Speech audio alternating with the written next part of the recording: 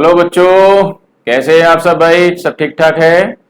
Welcome to all of you my YouTube physics channel physics Mantra. और हम daily की तरह आज भी हम एक नए टॉपिक के साथ में आपके साथ में आए हैं। और टॉपिक आज का बहुत इंपॉर्टेंट है respect to the numerical and respect to the any competitive exam. और टॉपिक हमारा ये है कि if you travel by car on the level road and then you turn. आप एक लेवल रोड पर यानी एक समतल यानी प्लेन रोड पर अगर आप चल रहे हैं और आपको अचानक टर्न होना पड़े, मुड़ना पड़े, तब उस अवस्था में जो मैक्सिमम वेलोसिटी है वो क्या होगी और वहां पर जो है फोर्स ऑफ फ्रिक्शन का और जो फोर्स ऑफ रिएक्शन है, नॉर्मल रिएक्शन का क्या प्रभाव पड़ता है, इस चीज को हम लोग यहाँ देखेंगे। तो let's see that motion of a car on a level road. Motion of a car on the level road।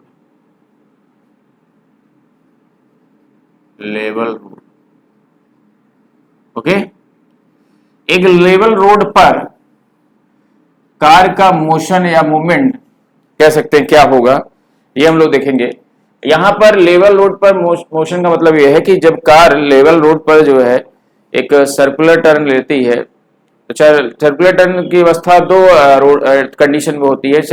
Road की जो बनावट है, जिससे कि रोड का जो कंस्ट्रक्शन है, एक तो प्लेन समतल रोड भी हो सकती है और दूसरी तरह की रोड क्या है कि वो इट मीन्स एज, जो एक्सटर्नल एज पॉइंट है, एक्सटर्नल जो एज है रोड की, वो क्या होती है, वो थोड़ा सा एबव होता है आप द इंटरनल एज से, थोड़ा सा उठा हुआ होता है। यानी कि जो हमारा कह सकते हैं कि ये इंटरनल जो एज है, सर्कुलर जो हमारी रोड होती है, वो क्या है, इस तरीके से उठी हुई होती है। इसमें ये भाग जो है ऊपर की तरफ उठा हुआ होता है, ये ऐसे इस तरीके से कंडीशन दी होती है, ऐसे की तरफ। ठीक है, तो इस अवस्था में कार भी टर्न करती है, मोशन करती है, मूवमेंट करती है। और जो लेवल रोड है, मीन्स अगर हमारा सीधा एकदम जो स्ट्रेट रोड है, उस अवस्था में भी कार जो है इट मीन्स चल रही है, तो मोशन मूवमेंट करती है, टर्न करती है, घूम सकती है। ठीक है, तो इस चीज को हम लोग यहाँ पढ़ेंगे कि लेवल रोड पर कार कैसे टर्न करती है। और इसको हम लोग बाद में पढ़ते हैं।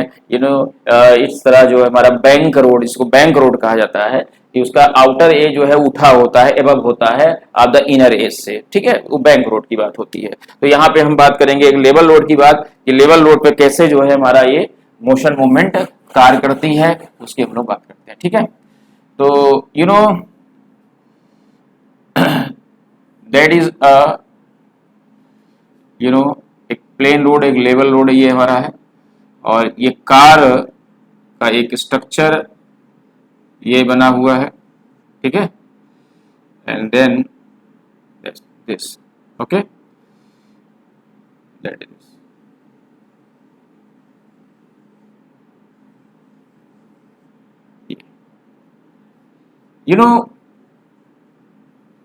कार जो एकदम इसको बेंड इट मीन्स होना है, ये घूमना है, यानी कि इस सर्कुलर ट्रैक पे घूमना है, यानी ऐसे बेंड होना है, घूमना है एक सर्कुलर ट्रैक पे।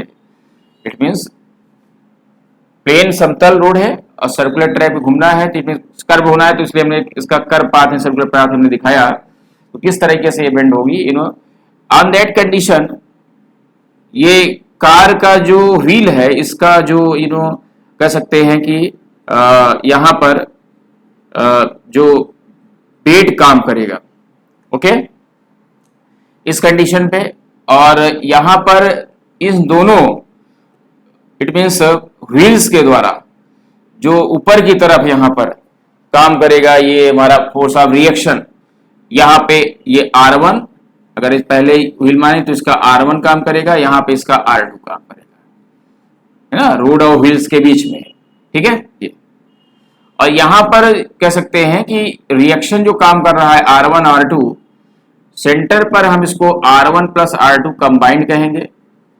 और बीच में इस पूरे व्हीकल्स का जो हमारा फोर्स काम करेगा, यानी कि जो हमारा वेट होगा, वो क्या है, mg के बराबर होगा, यानी m इंटू जी के बराबर। ठीक है, ऐसे कंडीशन इस फोर्स ऑफ रिएक्शन जो काम कर रहा है, रोड और इसके बीच में, रोड और व्हील्स के बीच में रिएक्शन के जस्ट अपोजिट, यानी कि यहां पर एक काम फोर्स ऑफ फ्रिक्शन काम करेगा, that is suppose that is F1।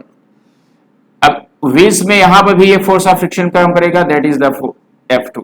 Okay, just opposite, it means हमारा अगर ये आगे की तरफ चल रहा है तो इसके जस्ट अपोजिट, व्हील्स के अपोजिट क्या काम करेगा, force of friction F1 and F2। ठीक है, और रोड और व्हील्स के बीच में इट मींस अपोजिट जो नॉर्मल रिएक्शन ग्रुप में फोर्स ऑफ रिएक्शन काम करेगा वो हमारा क्या है, R1 होगा इस व्हील्स के द्वारा, इस पर R2 होगा।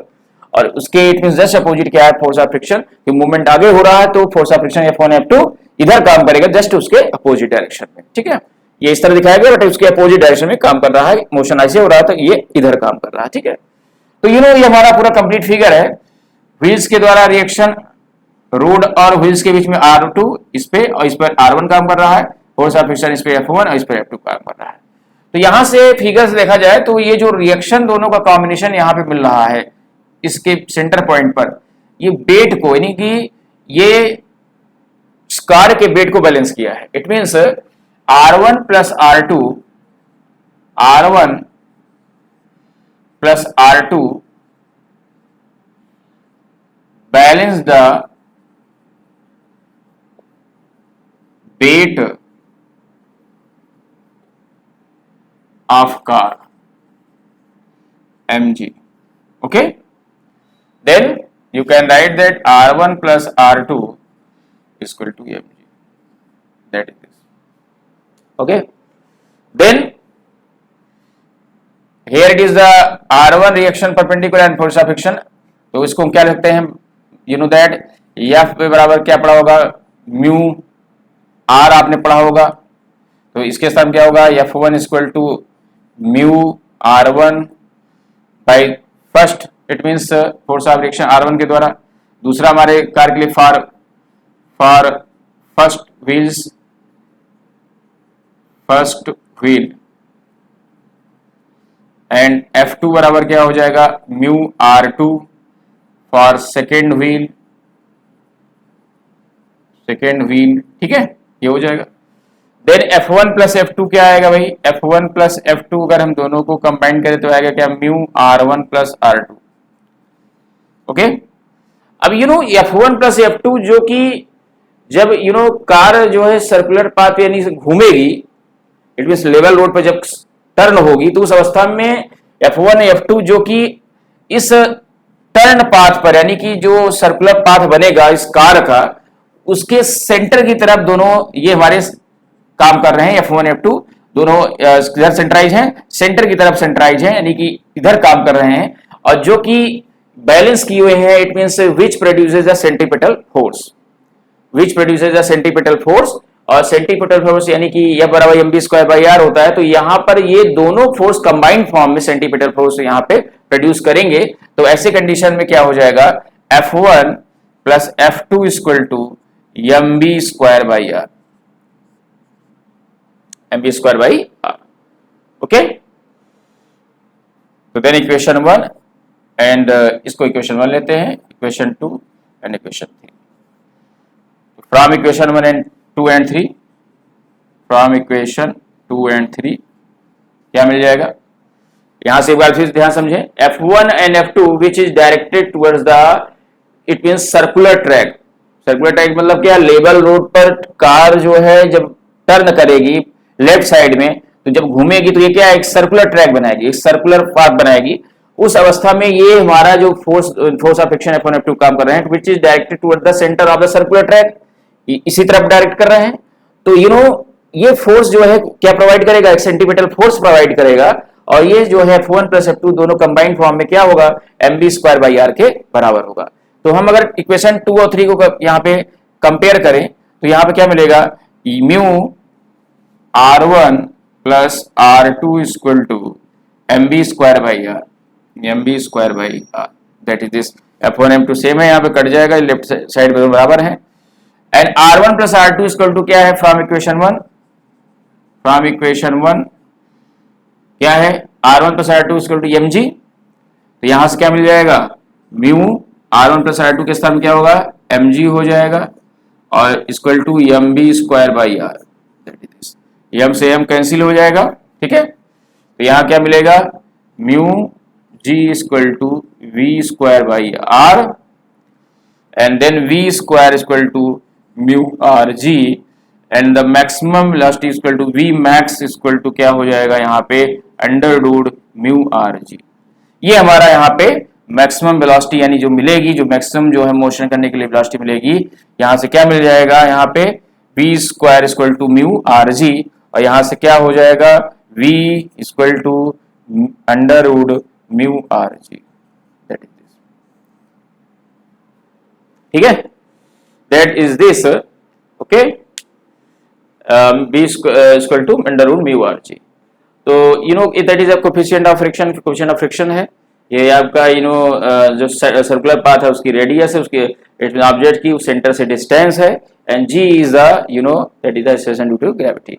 So that is the velocity which is provided, you know, on the circular track when the car just turned around the circular track on the level load। उस अवस्था में यहाँ पे मैक्सिमम वेलोसिटी उसको ये मिलेगी v equal to under root mu are G के बराबर होगा। तो ये हमारा जो है motion of the car on the circular level road पर ये हमारे कार की मोशन की अवस्था है। तो इसको आप अच्छी तरह से यहाँ पे देख लें और यहाँ पे फिगर को अच्छी तरह से ऑब्जर्व कर लीजिए, ठीक है। फिगर को ये हम लोग यहाँ पे करेंगे, ठीक, ये R1 R2 ये F1 F2 काम कर रहा है उसका वेट, ठीक है। तो आई थिंक दैट ये आपको समझ में आया होगा। तो ये इसको अच्छी तरह से आप लोग इसको समझ, और जो भी क्वेरीज है, जो भी बातें या जो भी पूछना हो आप चैनल के थ्रू पूछ सकते हैं। तो thank you all of you, I will meet you next day next time, thank you.